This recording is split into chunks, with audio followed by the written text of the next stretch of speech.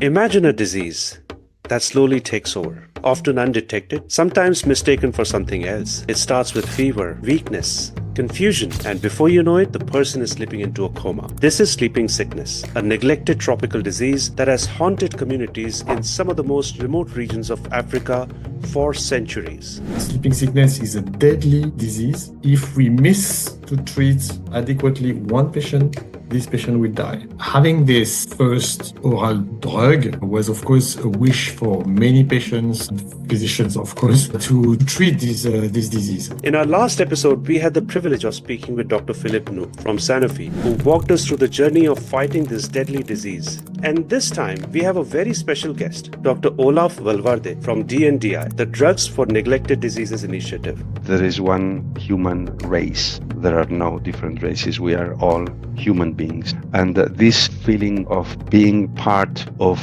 a collective strength that belongs to each and every human being, from Western, very paid of themselves people saying, oh no, but in Africa you cannot do clinical trials, the people would not bring the adequate quality. This is not true at all. Why is this drug such a breakthrough, and what's the latest on its development? The best quality of Ecosol is that it's still an oral drug, but is given a single dose. So this is the most simple, practical, and the total guarantee of a good compliance and good adherence to the treatment. I used to say that if we succeed in this human fatal disease elimination, it will be probably the first time we do this without any vaccine. It will not be an eradication, as we just mentioned, but just elimination, having stopped the disease. It would be just amazing.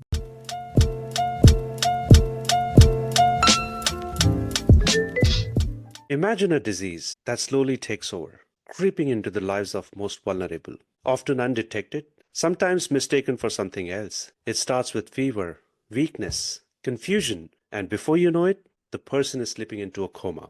This is sleeping sickness, a neglected tropical disease that has haunted communities in some of the most remote regions of Africa for centuries. But there is hope. In our last episode, we had the privilege of speaking with Dr. Philippe Neau from Sanofi, who walked us through the journey of fighting this deadly disease, from its devastating impact to the groundbreaking advancements in treatment, including the development of the first all-oral drug, Ecosol. We explored the tireless efforts to bring sleeping sickness under control and the ambitious goal of eliminating it by 2030. Today, we pick up right where we left off, because while medical innovation is a game changer, it takes more than just a new drug to eliminate a disease. It takes collaboration between scientists, pharmaceutical companies, non-profit organizations, and the communities on the ground. And that's exactly what we are going to dive into today.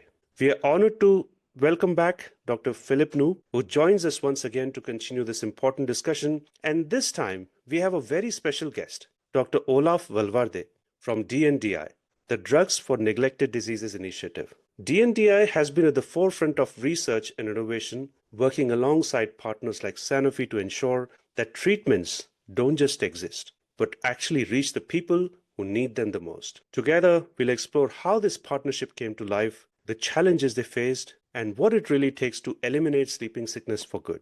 We'll also discuss new developments, including another promising treatments, Ecosol, and the broader efforts to ensure no one is left behind in this fight. So let's get started. Philippe and Olaf, welcome to Drug Diaries. Great to have you here.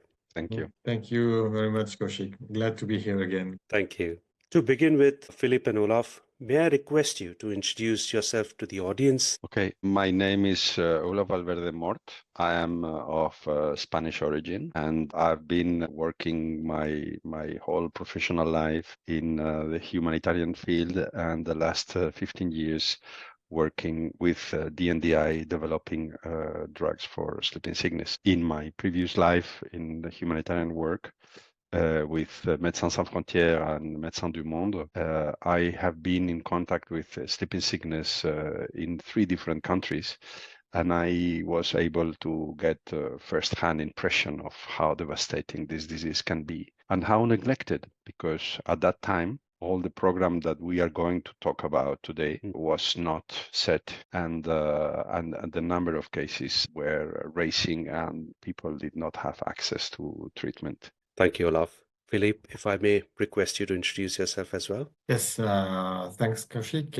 My name is Philippe Neau. I'm head of Neglected Tropical Disease Program in Sanofi, the Foundation S. I am scientist doctor with a PhD in molecular biology and working for 28 years, sorry, in Sanofi. I worked from bench to bed of patients from research and development, including clinical operations, registration of new drugs and vaccines to medical affairs. My goal being always to provide access of these new drugs, new development to the patients, which is for me the most important piece. Yeah, so I'm glad to be here with Olaf to talk about what we have done for sleeping sickness to develop new drugs to treat these very vulnerable patients population in the world, and to talk about the successes we have lived so far. So today, as head of NTDs, I'm focusing really on sleeping sickness elimination, working collaboratively in Sanofi, and also with all our partners to succeed with this elimination.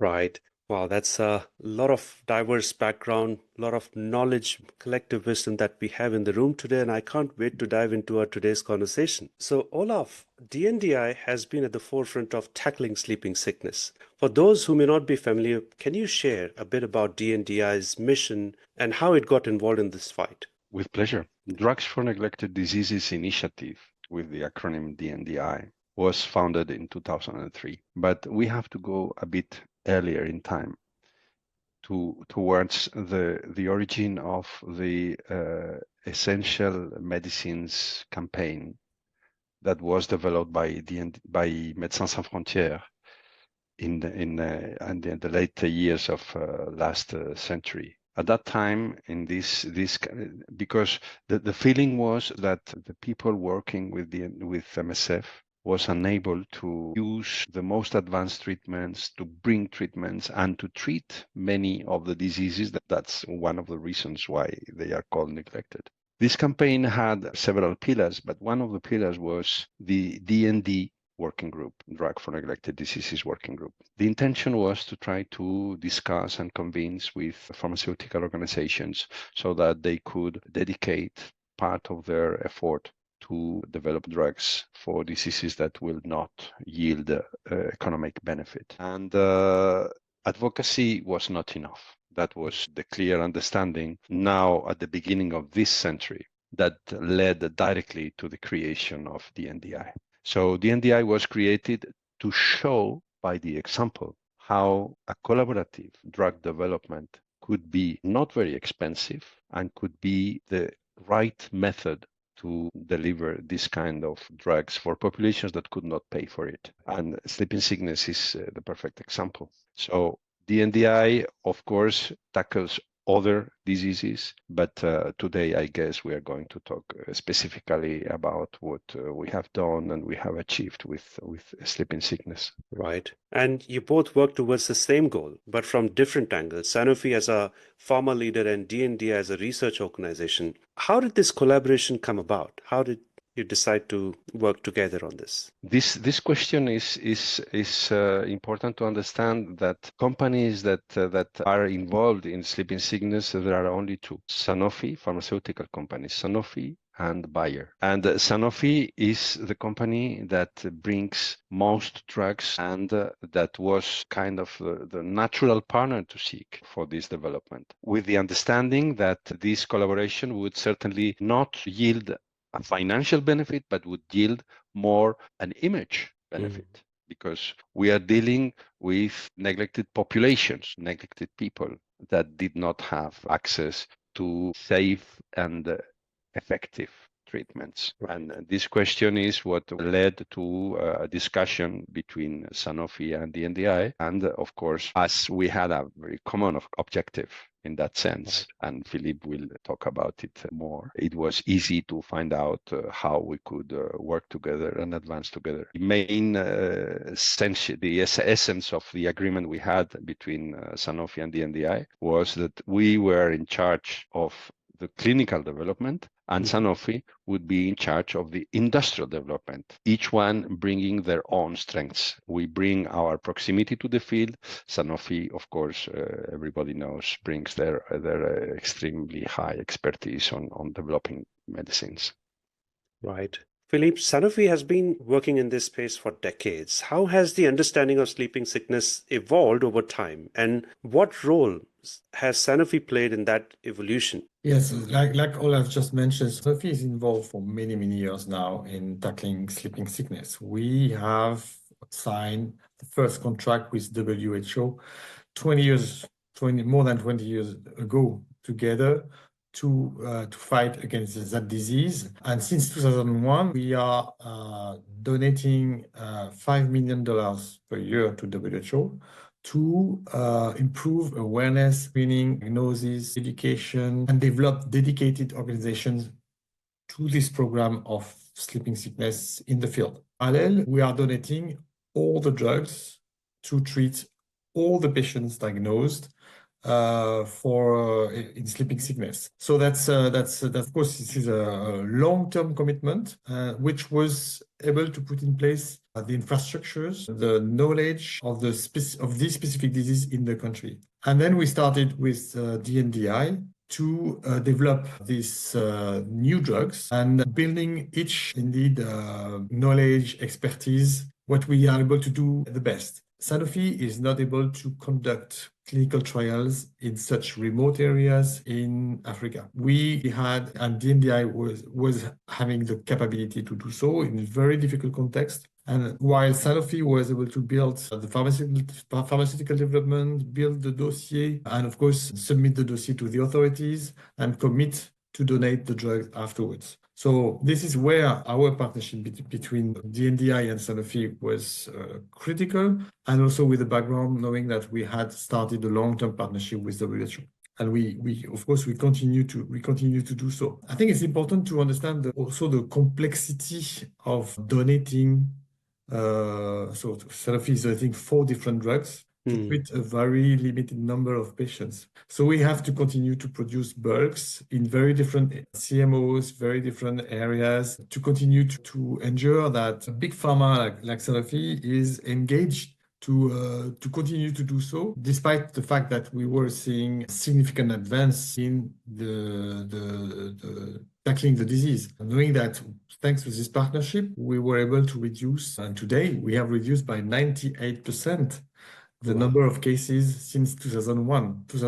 In last year, we have less than 600 patients diagnosed. So that means we are, and this is one of my commitment in my target KPI is we should not fail in providing adequate drug to the adequate patients, whatever the numbers, whatever the needs, whatever the difficulties, because when you deal with very old drugs, and we were speaking with very ancient drugs coming from the seas, sometimes very toxic, sometimes difficult to produce, and still very difficult to produce. It's a challenge to continue to be able to deliver these drugs, because sometimes very few number of patients are needing these drugs. But as you know, sleeping sickness is a deadly disease. If we miss to treat adequately one patient, this patient will die. So this is a life-threatening challenge and life-threatening battle we are doing, and this is where it is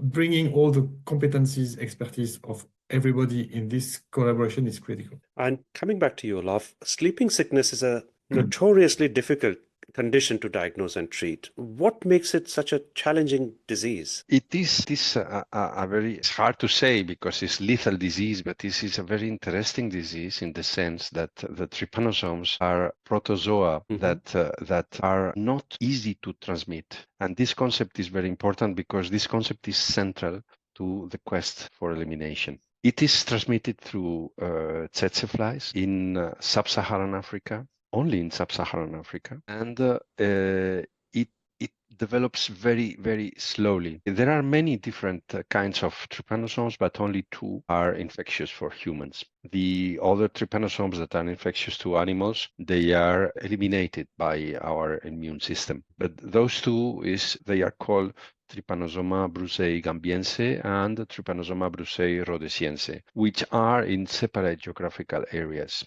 Gambiense is the most frequent and is located in Central and West Africa. And Rhodesiense is much less frequent, more acute because it evolves quicker than Gambiense and is based in East Africa. The main evolution, it takes, we can say, it takes months to years to develop the disease into a second stage, advanced stage, which means going into the central nervous system, infecting the central nervous system. At the beginning, there is a bite of a tsetse fly.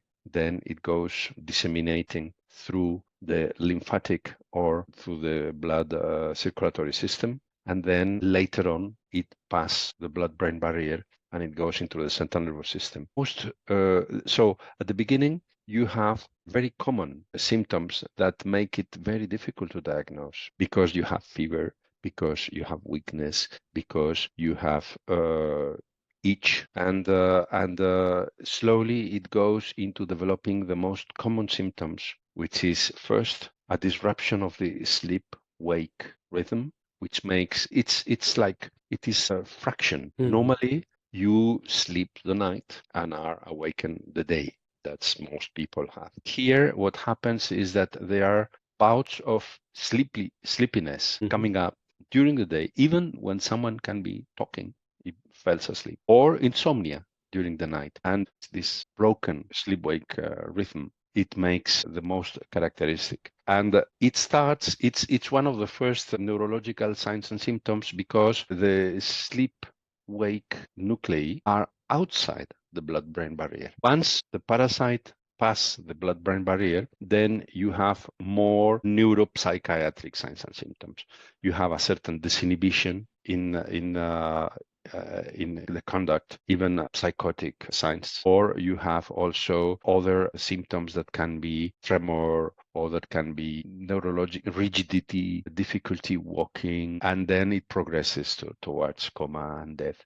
It can take, in Gambiense, it can take years to kill a person if untreated. In Rhodesiense, it can take months in killing a person. Rhodesiense is much more flourish in the sense of being multisymptomatic in East Africa. And sometimes it's an accidental finding because in the laboratories, Rhodesiense was very often suspected being as malaria. Look in a blood slide and found the trypanosomes. In Gambiense, it's much more difficult, and then for diagnosing, you need to use concentration methods. These concentration methods, because the amount of parasites you may find either in blood or in the cerebrospinal fluid, the amount in Trypanosoma gambiense is very low. So these concentration methods allow you to find out the trypanosomes. And once you find the trypanosome, you can diagnose and you can treat. This is the main principle. Right. And for the treatment, we have a full process to develop the treatment. But this we can talk later, perhaps. Right. And you mentioned that the disease causes disruption of the sleep cycle. Do we know what part of the brain is affected that triggers this disruption? This is the basal nuclei. And as I said, the circumventricular organs. Right. And as I said, those are outside the blood-brain barrier. So that's why it's the first initial symptoms. Of course, once the blood-brain barrier is crossed by the parasite, then symptoms get clearly worse. So an advanced stage has much stronger symptoms of sleepiness or insomnia. But at the beginning is before the blood-brain barrier is crossed. That happens. This is a very interesting feature. Right. Can you share a real-world story of a patient or community that has been impacted by sleeping sickness and how the treatment changed their lives? Well, historically, you have regions that had been completely devastated by sleeping sickness. We are talking about the beginning of the 20th century, total regions. And at that time, most endemic countries were under colonial control. The colonial powers decided to do a bit of a military-style campaigns to find out the patients. And the idea was to detect cases before they become fully symptomatic and clearly symptomatic. Because the problem with a disease that develops very slowly is that the person that harbors this disease can be bitten by a tsetse fly, who then become infected and transmits it to another. So the intention is to be very early into the diagnosis, sometimes with people totally asymptomatic. Right. And is it possible for a human to pass it on to another human, or is it just with the bite of the tsetse fly?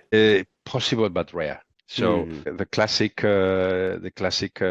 transmission from human to human is what we call vertical transmission from mother to child, and that's one of the reasons why a child born from an infected woman, not cured before delivery, is always, or should be always, tested. In this case, there has been one report of sexual transmission. One. Right. Why there is only one is because if you are in an endemic area, you cannot demonstrate that is sexual transmission, because the most frequent is through the bite of the tsetse fly. So this case of sexual transmission was a person that had never been in an endemic area and that had relations with a person that had been shown to be infected, you see. But it's very rare. Normally is tsetse fly transmission. We have to keep this idea in mind, that is through the bite of a tsetse fly.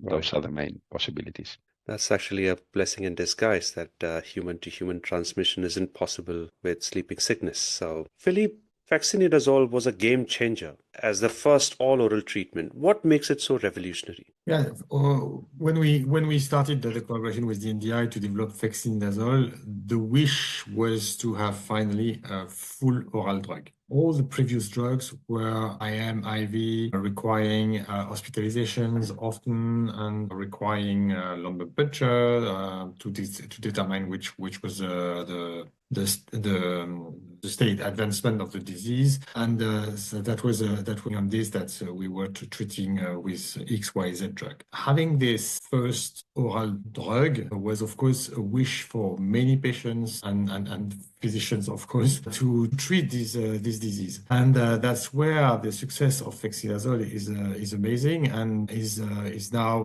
today. Vaccinidazole was registered in 2018. And now we have 70% of cases treated with vaccinidazole. 70% because we are not able to treat all the patients with vaccinidazole, depending on the cases and the severity of the cases, etc. But yes, today vaccinidazole is largely used in the community with physicians, and it's also having much less side effects, and it's very preferred by the physicians to be used. Right. And Olaf, DNDi has been working on ecosiborole, another promising treatment. Why is this drug such a breakthrough, and what's the latest on its development? Well, the best quality of ecosiborole is that it's still an oral drug, but it's given a single dose. So this is the most simple, practical, and the total guarantee of a good compliance and good adherence to the treatment. Because you just get, for adults, you get 3 tablets, and that's the whole treatment. So this is the most exciting thing. Ecosiborole define our development program in an opportunistic way. So as Philippe said, first we created the target product profile, which was oral. We needed to find out an oral drug, but still, first drug that was the first treatment that was developed by DNDi was when we were created in 2003. We jumped in a clinical trial that was organized by Epicentre and Médecins Sans Frontières on a combination which was 914-MOX and eflornithine. Eflornithine was a drug that was being given intravenously for 14 days, 4 times a day.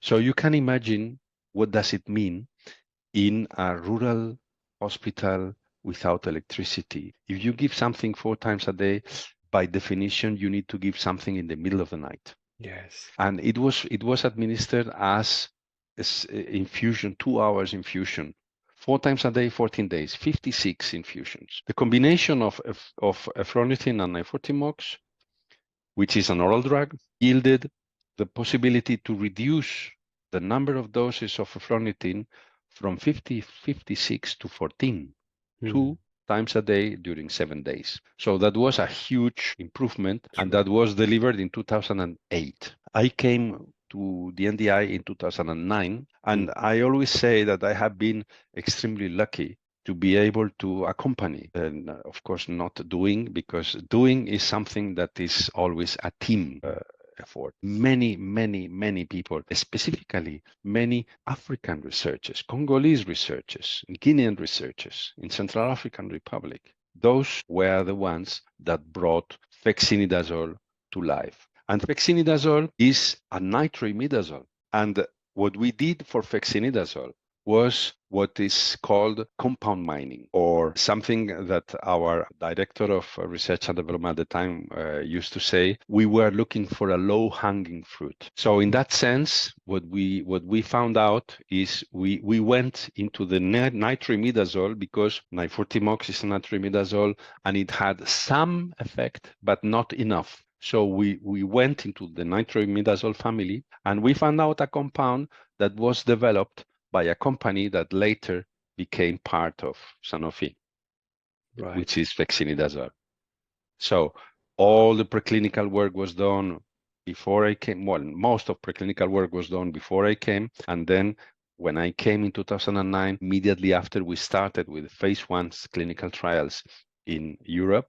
And then in 2012, we were able to start our first phase 2, phase 3 clinical trial in the DSC and Central African Republic. That was continued with other clinical trials until in 2018, we were able to have fexinidazole available for the people. Oxyborol was a different issue. Borol was slower because we came from a much earlier phase, and acosiborol was developed chemically.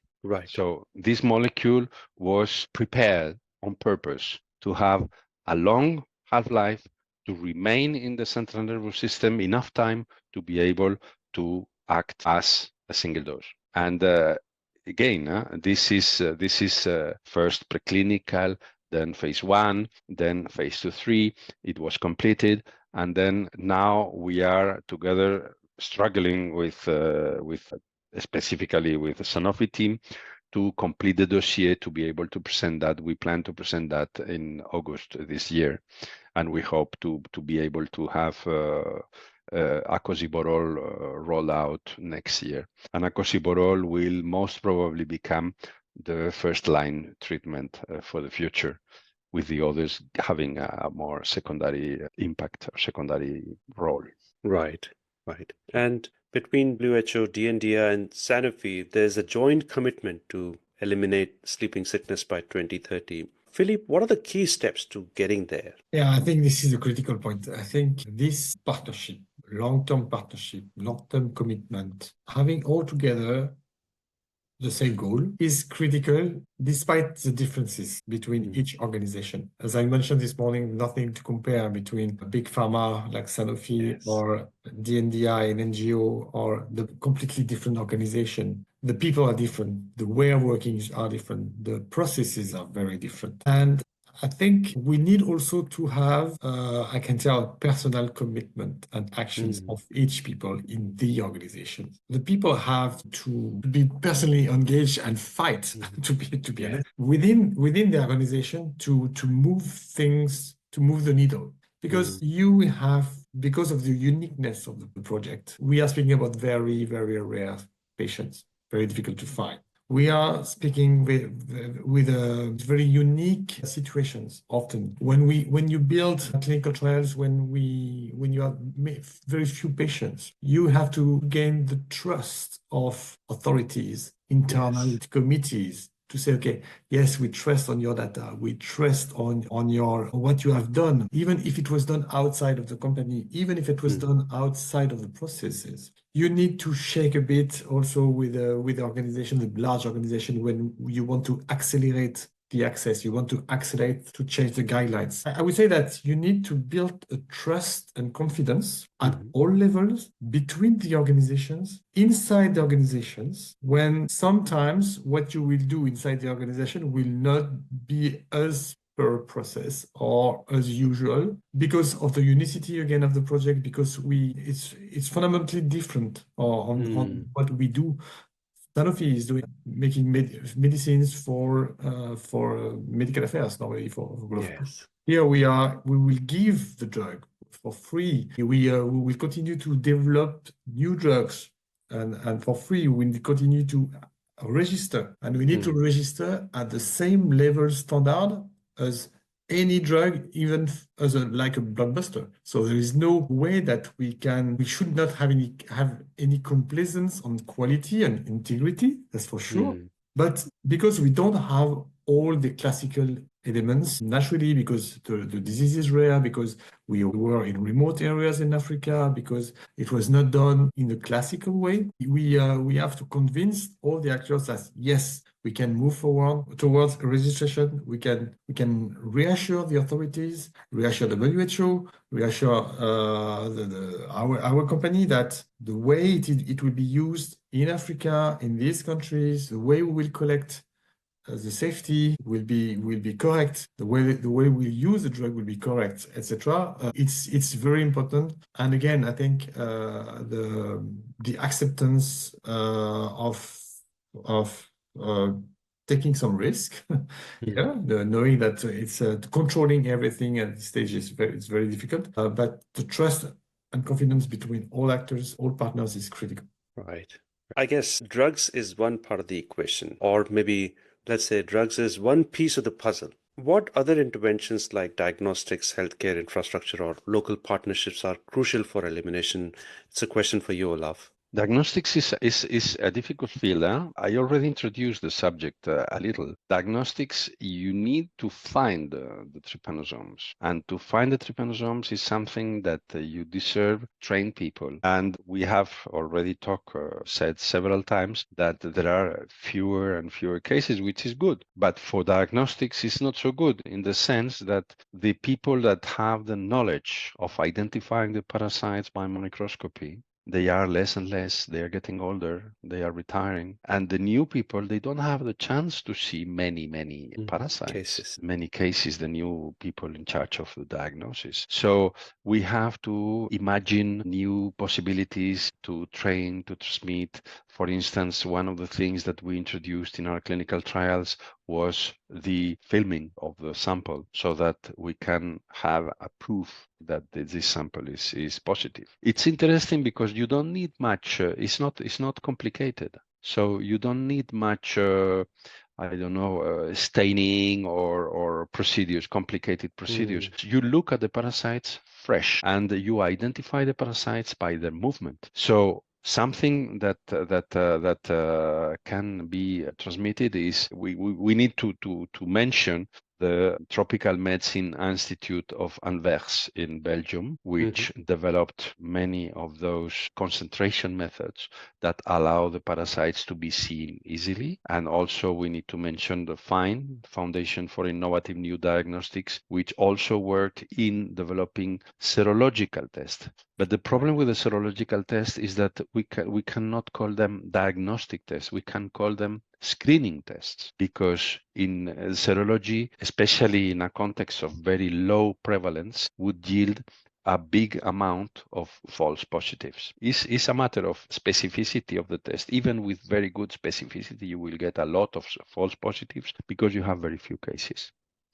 Right. So first step is either you test with an active case search, with mobile teams going to the villages in the endemic areas. You try to test all the population available, no matter whether they had symptoms or not, or passively, people presenting with symptoms that may suggest sleeping sickness, then go to the process of first doing a serological test, and then this test, if positive, then going into the parasitological demonstration. But a stupid problem that we have is, I told before that especially for the Sciences sleeping sickness, very often it is found in malaria slides. What happens with malaria now? Malaria is more and more being identified by rapid diagnostic tests, not anymore microscopy. So in that sense, the risk is to lose the possibility to identify trypanosomiasis with this method.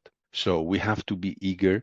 We have still to find out more performant diagnostic tests, because of course with molecular medicine we can find out, but molecular medicine is not available everywhere. And we need to go to the field, we need to go close to the patients for the diagnosis. Now we are confident that we have developed good treatments, adequate treatments, and with acosiborol, I think we will be served. That would be enough. We will have acosiborol, we will have fexinidazole, we will have NECT, and this will be enough for treating.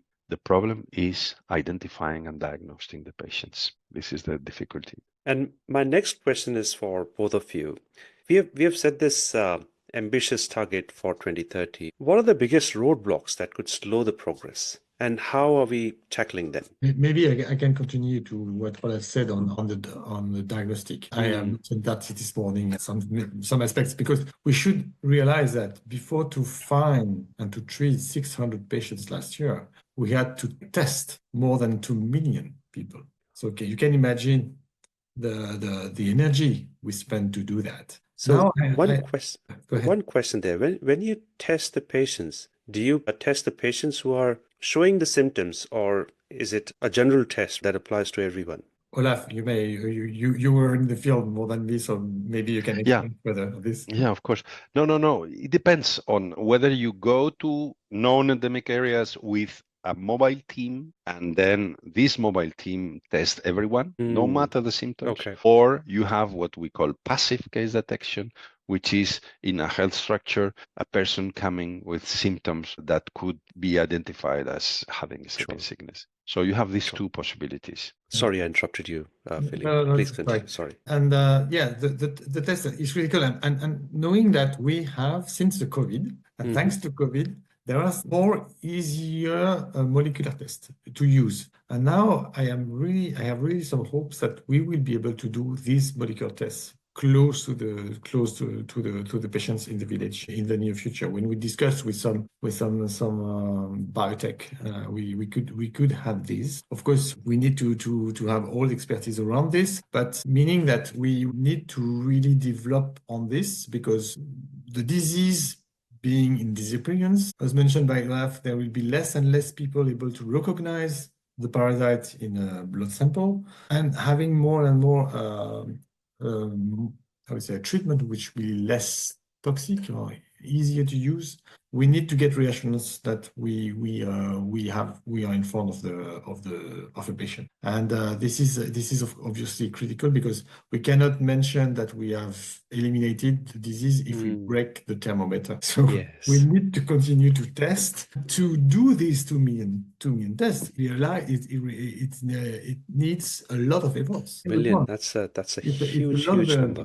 Ideally, it would be great to have a common test for malaria, for example, as mentioned by Olaf, and sleeping sickness. That would be ideal. While we are moving forward less and less cases, having sleeping sickness tested at the same time as another NTD would be ideal. But it's not done today. And moving forward, when we speak about elimination, and this is one piece, of course, sleeping sickness. The diagnostic piece is critical, but we have also to continue to control the tsetse fly, the vector, to control also the impact on the global health, with animal being possibly being able to transmit the disease also potentially. Right. Something I would like to add to complement is that there is a very ambitious, beautiful objective of WHO for 2030, which is beyond the elimination of sleeping sickness and elimination of other neglected tropical diseases, which is called universal health coverage. We are all aware that this time we have a reduced budget to support WHO, reduced funding for international health, which will make this situation more complicated. Especially in many countries in sub-Saharan Africa, you have so big needs and so difficult environments that the quality of the health system needs to be strongly developed. And this is a point that is essential, because this is the typical, from a public health perspective, this is the typical contradiction between what is a vertical program, like a sleeping sickness control program, towards horizontal primary and secondary health care. And this apparent contradiction, we need to be able to keep the control, vertical control of the disease, supervision and the follow-up and planning, but integrate the action into the wider health system. But if you have a non-functional or poorly functional health system, you will never be able to achieve elimination, for sure. So this is something that I hope that humanity overall will understand and will react to this. How do you say? We are getting more into our own internal problems and less into our all common problems, and this is going to bring more difficulties in the future because diseases doesn't know borders. The people moves. COVID was a beautiful example of what's happening. COVID spread quickly. It's not going to happen with sleeping sickness, but what's clear is that we will not be able to eliminate unless we have performant health systems in all endemic countries. So this is something that's very important. Another element, very important element, is what happens once you have no cases, because we make a clear difference between the concept of elimination and the concept of eradication. We don't use the word eradication. We use the word elimination. Elimination means no cases. Eradication means no disease. So no cases. Then after, you need to develop a very strong surveillance, because if you forget, and remember, a health system of any country, they have priorities. And when you have no cases of a disease, this is not a priority for sure. Yeah. So this surveillance is going to be a key element to be able to maintain the eventual elimination by 2030. Right. Even if I think we can succeed in 2030, but the most important thing is to continue to succeed after 2030, when we will have reached elimination. We need to continue to control, to monitor the fact that it is really, truly eliminated without any case. And that's why the diagnostic piece is critical here, to be able to do it very easy. As we mentioned this morning also, to follow up on what Olaf said on the fact that when we have eliminated the disease, it's not a priority anymore. And when the countries are desperately looking for money or somewhere, they will not be interested in putting money in a disease where nobody has any clue now. And exactly. Very, very opposite of what the sleeping sickness was 20, 40 years ago, when it was a very frightening disease, keep in the memory of the people. So that's the monitoring we have to do moving towards elimination and after. Right. And given the political changes that we have seen in the recent past, do you think this goal that we have set for 2030 is still achievable? Or do you think there could be some challenges with regards to funding? The challenges will be there, that's for sure. Let me put a parallel example, just talking about measles. These days, measles are thriving in the United States and in Europe. Really? Why? Because there is another element that we have not yet talked, which is the perception of risk.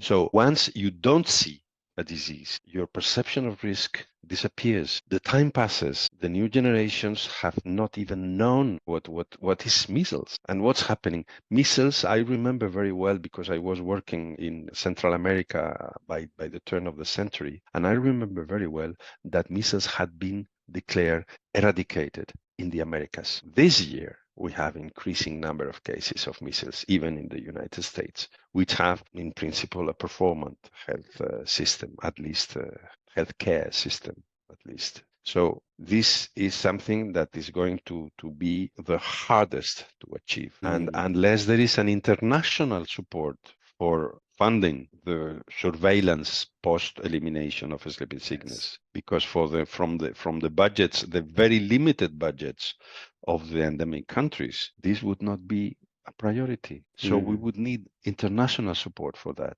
And this is something that is far from being granted. Yes, absolutely. It's a pity. I'm sorry to be so pessimistic, but this is today's perception. This is what's going on today. So we are successful, but we can die of success ourselves.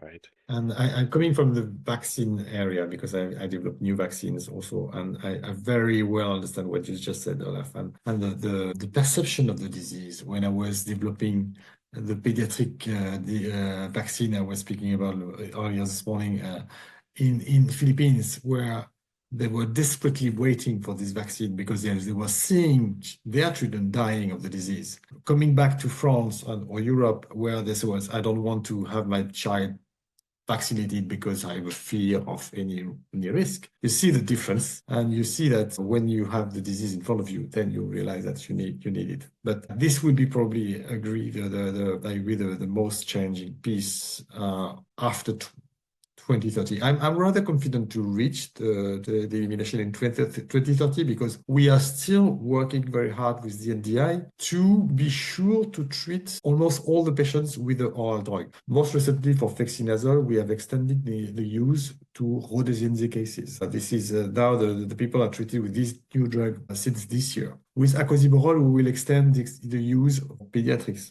We will extend as much as possible the use afterwards to even zero suspect patient or individuals. So this, again, with the drugs, we will be able to cover almost everything. If we are able to have a good test, to do the test, I think we can be confident to succeed with the test even after 2030. But I agree, we need to be very cautious and be sure that everybody is engaged. And when we were speaking about international engagement, commitment, I think we need to remind to international donors like the richest country like the US or less today, but Europe, etc., that they are benefiting also for their population when they go to safari in some areas, and now they are using the drug we have developed for the underserved populations. So that's Exactly. that is the interesting reward of what also the Europe and Americans are donating for many years. Right. And Philippe, going back to the point around partnership, this has been such a successful partnership. It's exemplary. From your perspective, from Sanofi's perspective, what has made this partnership with DNDi so successful? I think I will come back to what I said. It's building trust and confidence, having strong relationships with each other, and be transparent and communicate. Have vision together of where we go, being transparent on the issues we each meet, because it's not an easy path. We have Yes. it's very complex to develop a new drug, very complex to develop a new drug in sub-Saharan Africa. It was very unique in many aspects. We had to build to be very pragmatic in the approach, and this was only possible because we were talking together permanently, and we were trusting in the expertise of each other. And I think this is the only way it could work. We need to be agile to permanently to address the issues we are meeting. But I think it works so well between DNDi and Sanofi because we were communicating, trusting each other on a long-term basis. Right. If I may add, Please. of course, trust, common objective, but also something very important is complementarity. We have our own expertise. Sanofi has a different kind of expertise, and both expertises make for a big expertise, you see, and that's very comprehensive expertise because we could not have done everything alone. Sanofi could not have done everything alone. Together we can. Yeah, agree. But this is where we have the difficulties is when each of the partner is thinking that they have the expertise and they have different point of view, and this is where the difficulty may start. But we were clever enough to move toward this. That's a great synergy in action. So, Olaf, you did mention about the surveillance post-elimination.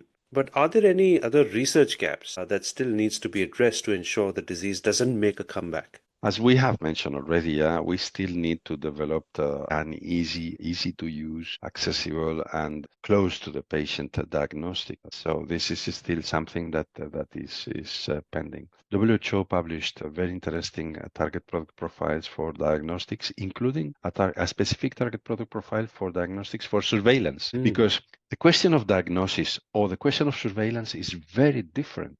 Because to diagnose, you need to find out something. But to survey, you need to find out that this something is not there. Yes. So it's just like the opposite. We are looking for the absence of something. And this is much more difficult to find out than finding something, you see?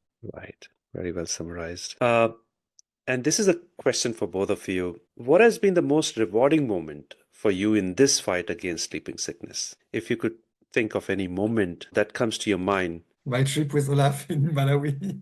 I was thinking on that. Really? I was thinking on that because we went together to Malawi and it was a beautiful trip. Okay. Yeah. Tell me more.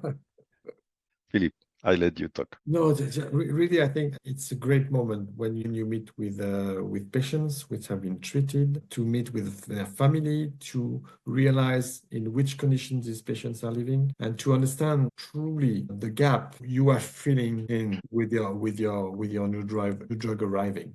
When you hear the physicians talking about what is their experience with this disease, how desperate they are sometimes fighting against this disease for so much time, understanding that you can make the difference, you come with such energy back to work that you are able to communicate it, and bringing this energy to all the expertise, all the teams working with you, and even your top management when you are talking to them after this. They understand what you are doing and how good it is for the population, I think this is very rewarding. And also to exchange with Olaf, with all his experience for so many years in the field. That was a very important transmission of knowledge, and because I've met several people having spent their life on fighting against this disease, you really realize that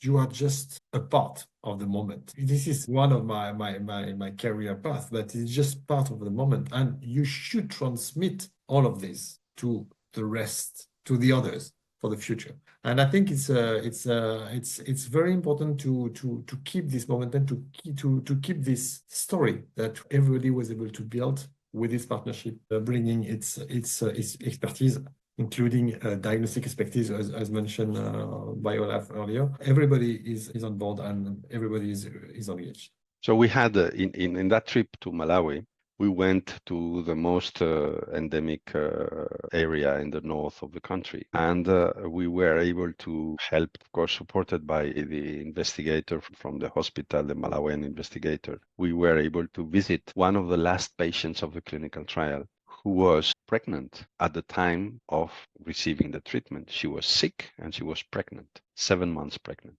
So Philippe and I, and of course the team from Rumpi in Malawi, we went to the village, we met the woman, we saw the baby who was beautiful and walking around and very happy. And the woman looked better than, of course, than when she was in treatment. She had been totally cured. And we were able to talk to her, to discuss with her father, who, very interestingly, in that conversation, the father was telling us the difficulty for the family of having a member hospitalized, because you have person in the hospital, you have someone that has to go to help. Usually in that case, it was the mother. So the family that remained there were a bit orphans without the mother, because Yes. African mothers are very important. They are central to the family life. Yes. And he told us all the difficulties, and it was a very fascinating conversation we had with him. And this is what motivates us to again try to bring the treatment as close and as simple as possible, so that we can disrupt less their family life. Wow. And it is so powerful to see the real impact of your work on the ground and how your work is changing lives. And that is incredibly rewarding. And I can imagine how it must feel when you encounter such moments, and very inspiring. Yeah, Thanks it for was a total play. That's more general. It's not a really a moment, huh? Mm-hmm. Is all the time, which is the very impressive presence, work, and commitment of the local investigators. As sleeping sickness is is becoming a rare disease, huh? And already at the time of our clinical trials, it was very hard to find patients confirmed by parasitological testing. So we had to develop our clinical trials in very many reference hospitals in the endemic areas. At a certain moment, we had more than 8, 9 clinical trial sites, and sharing with these investigators, not only the investigators, the nurses, the lab technicians, the support staff, even the cleaners or the guards in the hospitals. The commitment, the passion, and the interest I found in doing clinical trials, it was amazing, amazing. And this is something that I've heard from Western, very paid of themselves people saying, oh no, but in Africa you cannot do clinical trials. The people would not bring the adequate quality. This is not true at all. There are much more issues with someone that use a clinical trial to increase their income, but is not committed, is not passionate about that. The doctors, the nurses, the lab technicians, the people of the clinical trial teams in Africa, they knew what they were doing, and they knew that they were doing something important for the people, because that would change the quality of the treatment they were giving. And remember, the drugs that were available before, some of them were even having terrible adverse effects that were seen by these doctors because they were in the endemic areas. And seeing a patient dying by a drug you are giving, this is the most terrible experience a physician can have. And everybody tells you that. Years ago, I was treating a patient, and then the patient, after the second round of injections, developed an encephalopathy and died. You can say they have told me that several times, and you see their faces, and you see that their experience was so bitter, that they were really committed and passionate about giving something that could really save life without killing anyone. Yeah, that's really tragic. What's meant to save you from dying becomes the cause of your death. So that's tragic, I would say. And I'm glad those days are behind us. Yes, they are. And all thanks to the research and the work that you guys have done. Right.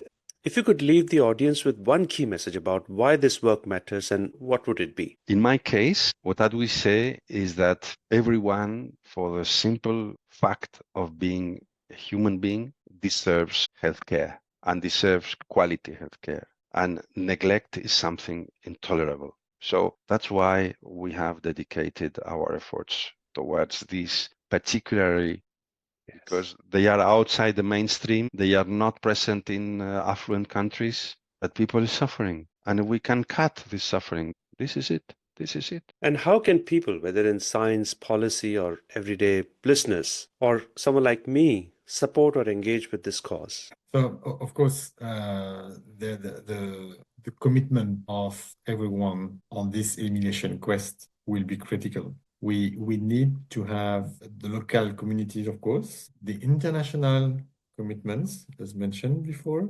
We need to continue to fight for succeeding in this elimination quest. I used to say that if we succeed in this human fatal disease elimination, it will be probably the first time we do this without any vaccine. It will not be an eradication, as we just mentioned, but just elimination, having stopped the disease.